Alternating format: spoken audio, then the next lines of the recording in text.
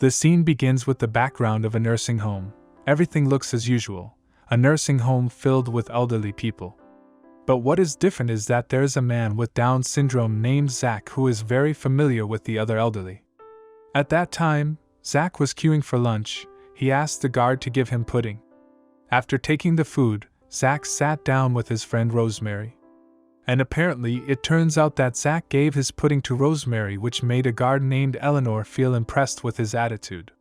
However, that's all Zach did not do without cause. Because it turns out that he immediately told Rosemary to pretend to choke so that the guards would immediately help her, while Zach tried to escape from the nursing home. Unfortunately, Zach's efforts were in vain because the guards managed to hold him back. On the one hand, a man named Tyler who is an angler is traveling around the lake.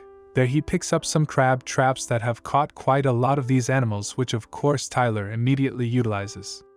Back at the nursing home, because Zach had repeatedly tried to escape, Eleanor locked him up with a friend named Kazel. There, Zach watched some video footage of while Carl was old and he shouldn't be here. Hearing Zach thinking critically, Eleanor tried to explain that Zach had no family, so they took him in and tried to direct him to more positive things. But still Zach refused. Then suddenly Carl had a pretty good idea, namely he promised to protect and watch Zach if Eleanor was willing to move him to his room, and Carl's idea was well received by Eleanor.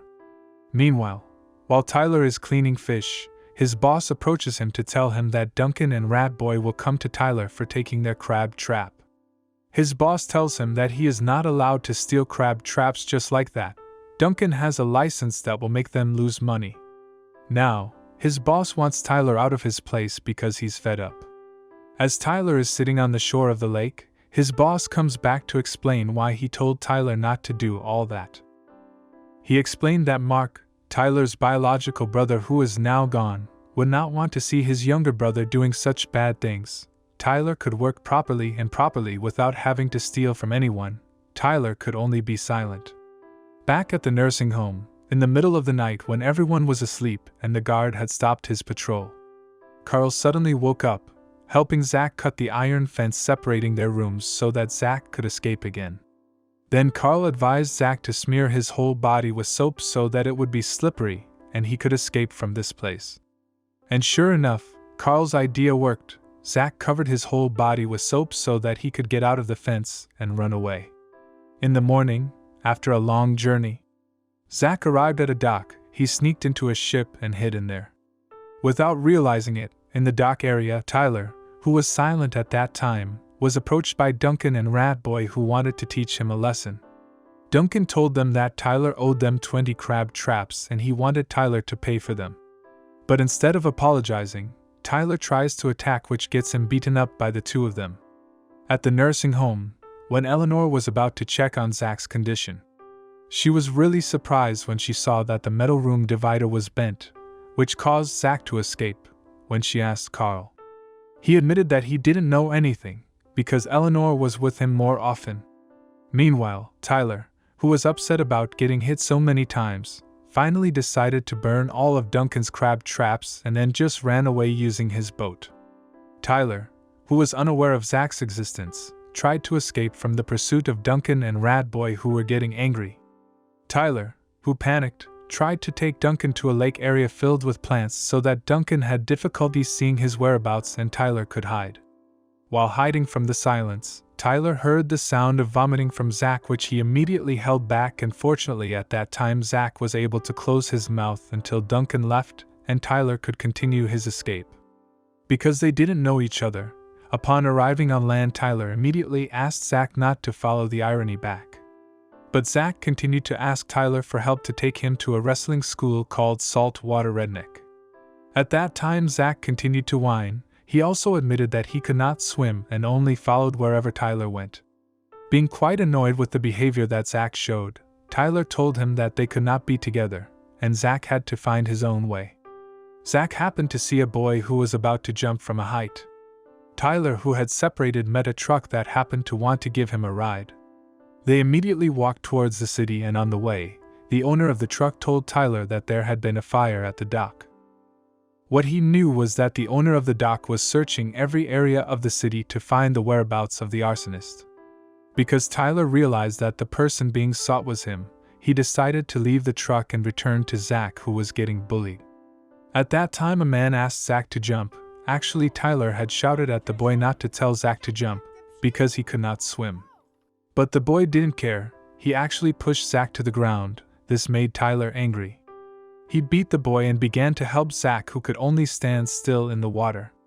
Only after Tyler helped Zach, he wanted to accept Zach's offer to become his family.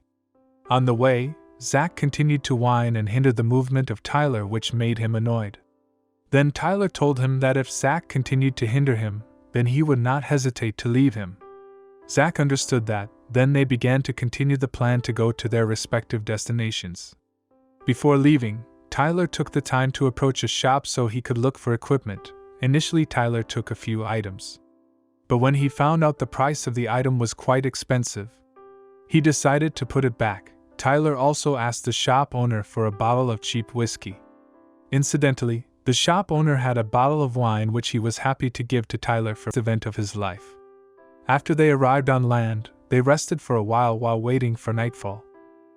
Zach did a lot of laughing to make Tyler feel happy to be by his side, and when Tyler just woke up, Zach suddenly asked him to train him to wrestle, even though Tyler didn't understand at all about it. But because Tyler wanted to see Zach happy, he finally taught Zach some basic things about self-protection, such as push-ups, lifting weights, and of course using weapons.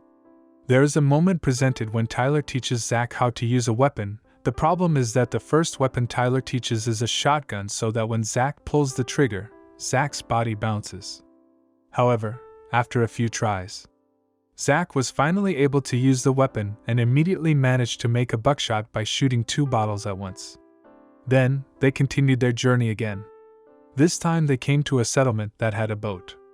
While Tyler was looking around, the owner of the boat, who was a blind man, came, fired his gun and asked Zach and Tyler to confess. Were they white or black? Neither Zach nor Tyler answered, so the blind man fired again, which made Zach admit that they were white. Apparently, the old man didn't mind the theft, so he invited the two of them to go to the riverbank. He understands that young people need to herd, so he will give his relics to them on the condition that they go through the baptism process first. After the baptism, Tyler was given a boat engine and they could sail again. In the middle of the trip, Zach told Tyler that he put all his hopes on Tyler for the birthday that he would soon face. And that made Tyler sad because Zach's words reminded him of Mark. While they were sailing, Eleanor had just arrived at the old man who was helping Tyler and Zach. When Eleanor was about to ask about Zach's whereabouts, she was instead invited to talk about God in his house. Back to Tyler and Zach's journey. After sailing for a long time, they finally found land. And they decided to return to camp and rest there. The first thing Zach did was drink the alcohol that Tyler brought, so the first rule was changed to a party. That night, both Tyler and Zach really had fun. Zach keeps mentioning the name of the saltwater redneck as his idol, and he wants to be him. Hearing this statement made Tyler have an idea for Zach's stage name, and Zach admitted he was a falcon. Then Tyler started putting several tree branches on Zach's body and smeared him with peanut butter so that Zach's stage name was the Peanut Butter Falcon. Then they drank alcohol together until they both collapsed. The next morning, while Eleanor was driving, she finally found Zach, who was lying down. Suddenly he immediately approached him and wanted to take Zach back to the orphanage. Tyler, who had just finished urinating, came to Eleanor and told her that he couldn't just take Zach, because he had promised to take Zach to where the saltwater rednecks were. In fact, Zach himself threw Eleanor's car keys so they could leave together. Because there wasn't much that Eleanor could do, she finally agreed to come with them. In the middle of the voyage, Eleanor offered Zach an apple for her sake, but Zach refused. In fact, when Tyler told Zach to dive his head, he did. The second time Zach dived his head in, it turned out he managed to catch a fish using his own hands, which allowed them to have a delicious lunch. While grilling the fish Zach had caught, Tyler showed them both a special high five, which made Eleanor quite jealous because she had never done that with Zach before. Then they started having fun by swimming and ended by dancing in the middle of the night. In the middle of a deep sleep, Tyler suddenly woke up after he saw flames on his boat. Suddenly Tyler panicked. He immediately came out, and it turned out that Duncan and Rat Boy immediately caught him, asked him to bend his knees and tell him that Tyler now owed him $12,000. Luckily, when Tyler was being pointed at with a gun, Zach suddenly came with a gun and asked them to leave this place immediately, and finally Duncan and Rat Boy wanted to leave their place. Then, the three of them decided to have breakfast at a restaurant. When Tyler and Zach were playing together, Eleanor asked the employee to give him the address of the Saltwater Redneck. And fortunately, the restaurant employees knew where the Saltwater Redneck was. It didn't take them long to find him. However, when Tyler knocked on the door of the house, a man named Clint came out. He admitted that he had closed the wrestling school for more than 10 years. Hearing this made Tyler a little confused. He explained more confident. Because Eleanor always tries to reject his ideas, Tyler tries to persuade Eleanor to let Zach take part in the competition. Tyler even handcuffs Eleanor with his kissing seduction.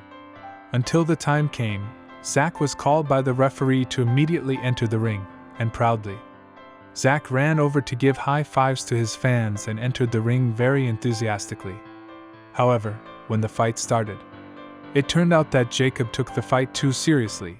He slammed and beat Zach like an opponent, even though Clint had asked him to pretend.